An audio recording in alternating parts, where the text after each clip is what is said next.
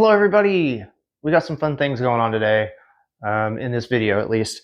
So today we are upgrading our factory ECU to this Link Extreme G4. That'll be a huge upgrade. While we're doing that, we're also putting in the Cam Lambda, which will basically be an AFR gauge that is directly wired into the ECU and pretty much allow us a lot more freedom with the kind of way we want to tune the car, and it'll also do fuel corrections and stuff as we're driving if we want it to. So we're going to jump into getting it installed. It's really simple, especially if you have a wiring harness, pre-made harness, like I did from Boomslang Fabrication. They made one and spit it out. It took like a week. I'd say 100% worth it. Otherwise, you are pinning each one of these and either making a brand new harness or trying to convert your factory one into that harness, the new ECU harness. And my gosh, is the plug and play harness 1,000 times easier. So I'm gonna get started.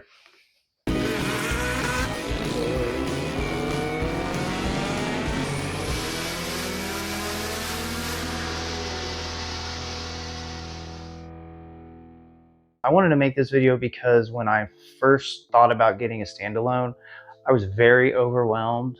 Especially me, I like to do a lot of this stuff myself and know how it works. And there's a lot of language there that is hard to understand at first. The computer program itself is a bit of a learning process as well, but it's totally doable, especially if you go with something like a pre-made plug-and-play harness. A lot of companies have stopped making them because of EPA things in the United States, but there's still a few companies out there that do make them, and that is probably something you should jump on if you're planning on doing this before nobody makes them anymore. Otherwise, you can pin out your own.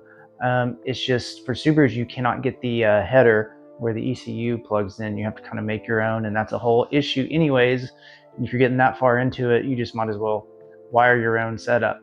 So this is going to give me a lot more control over the car, a lot more safety parameters. I can also eventually get the whole car tuned completely in closed loop and control boost and all kinds of other things under different circumstances and parameters.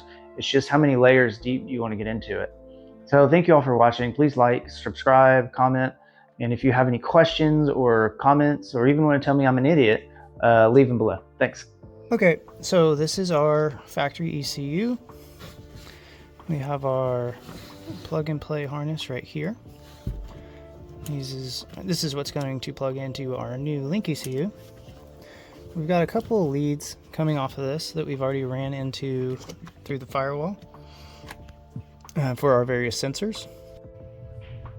Okay, so I have all my sensors coming out and going to the various oil pressure, oil temp, fuel pressure, and then the ethanol and fuel temp sensor is on that wall by the strut tower.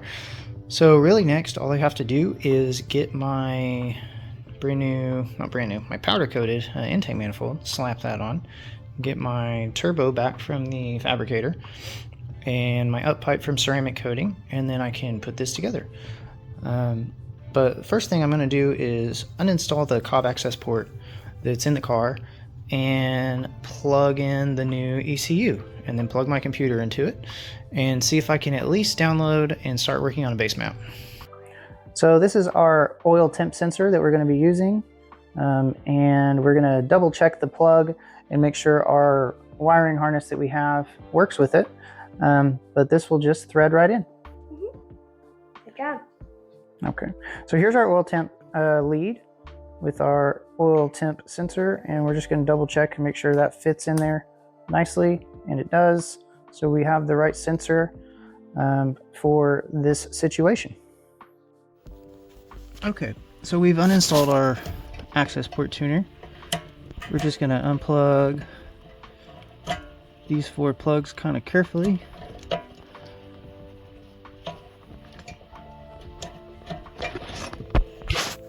That is our factory ECU out. Hold on to that. Now we take our really cool plug and play harness, and we're just going to basically plug these into the same spots. Okay, so you can see our plug and play harness is already plugged in. And then we're just going to take these two plugs and connect them to our two plugs on our ECU. So before you try to start your car with this ECU, I would highly suggest plugging in a trickle charger, because you're going to be cranking it a lot, just trying to get that initial startup. And then once you have a reliable starting car, then of course you don't need it anymore.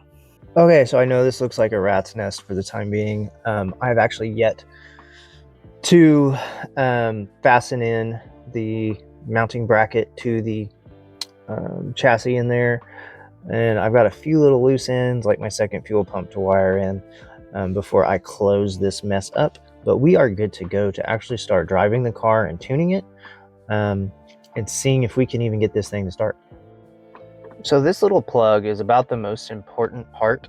I'm not going to say the most important part, but it goes straight into the back of the ECU, and you plug this into your laptop or other device, and you are good to actually launch the Link program. It's called PC Link. You can download it off their website, but you can't really use it unless you have a Link ECU or and I've hooked your computer up to it. Okay, so I have my laptop plugged in, and I don't know if you can see this USB goes to the ECU. This computer is really old.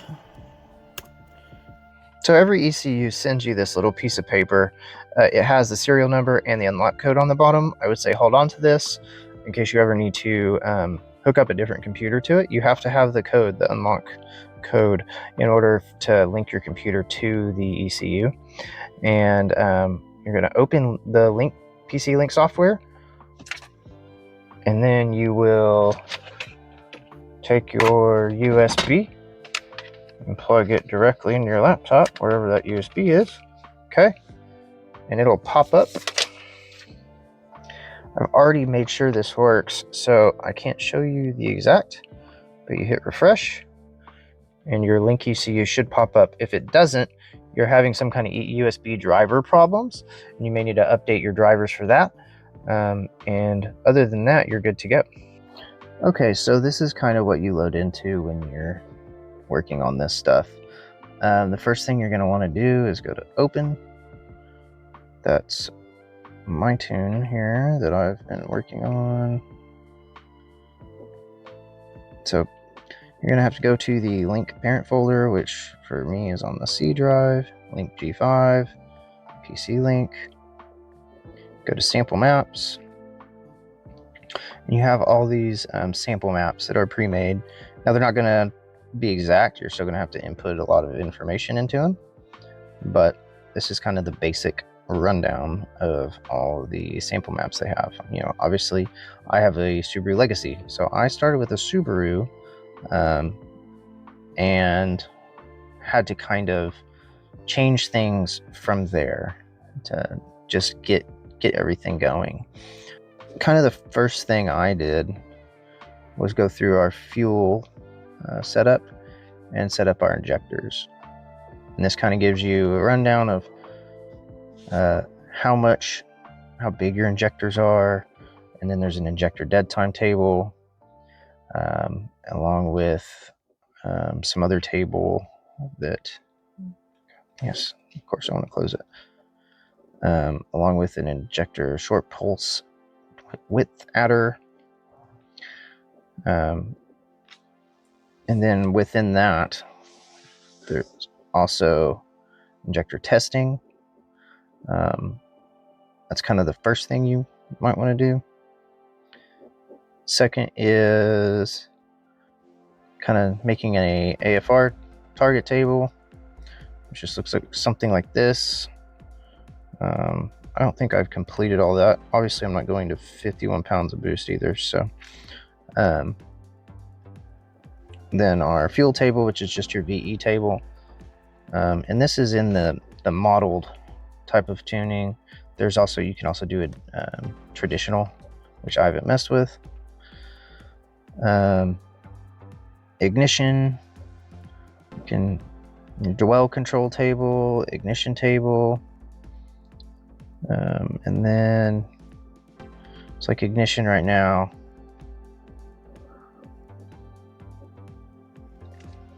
is set like this. Now this is probably a bit much. I don't think I should probably start off running this much ignition timing.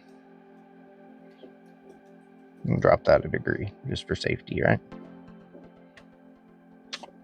So this is a table I still have to go through, but like I said, your first goal is to get this thing started up and running, and then making sure that nothing is going to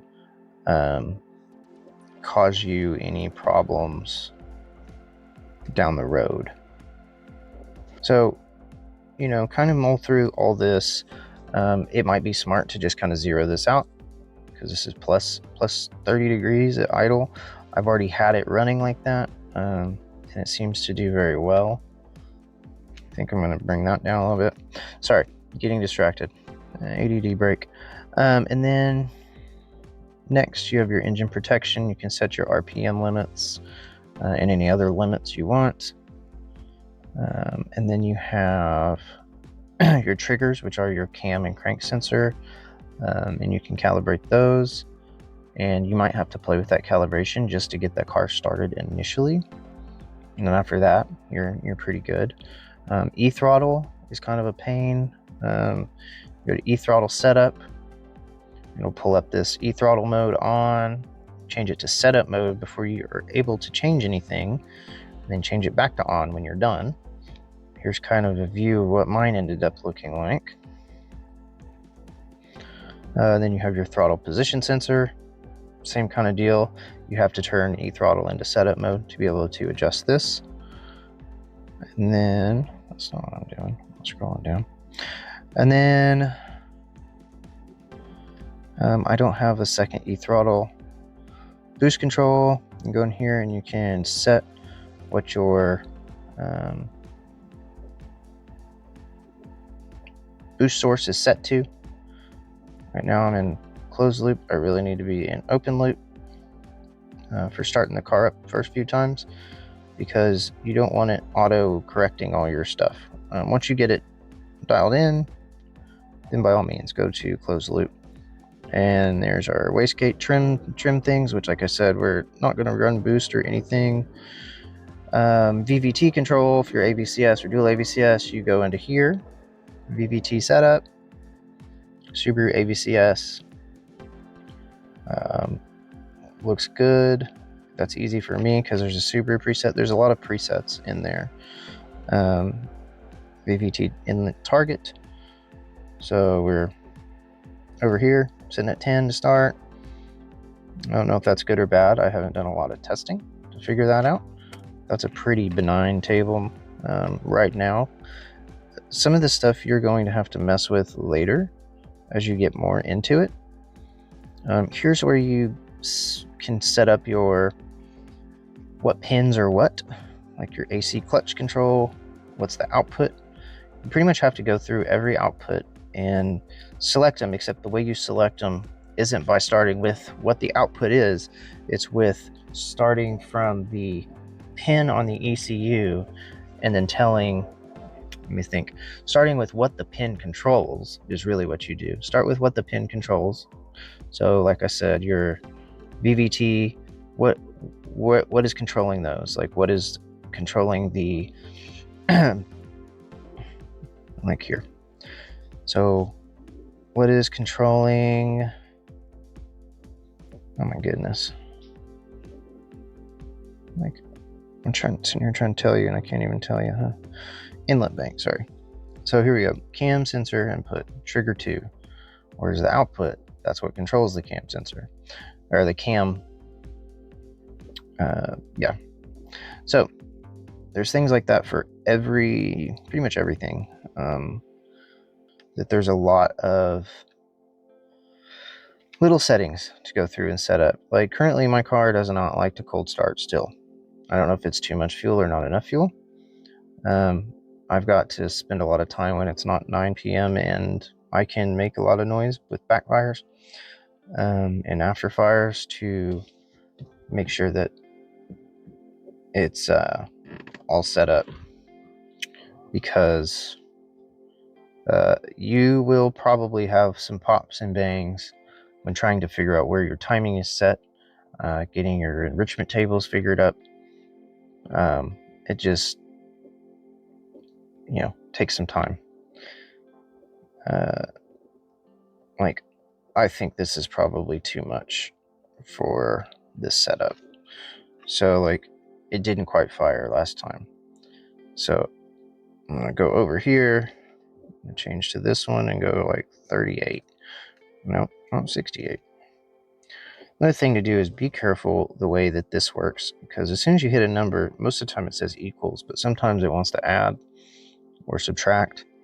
And that's, not the easiest thing to do. The last thing I'm going to cover is adjusting your fuel pressure. So it should be also said that you can go to options and preferences and click our units right here, and we can change all the units, how they display. KPA is easier for boost in my opinion, but PSI is easier for getting this stuff figured out. So our fuel pressure, when we prime it, now the ECU is going to disconnect, but when I prime the thing, see, we're at 49, and we need to really be at 48. Another thing you can do, like, okay, I need my fuel pump to be on while I'm setting my base fuel pressure, right?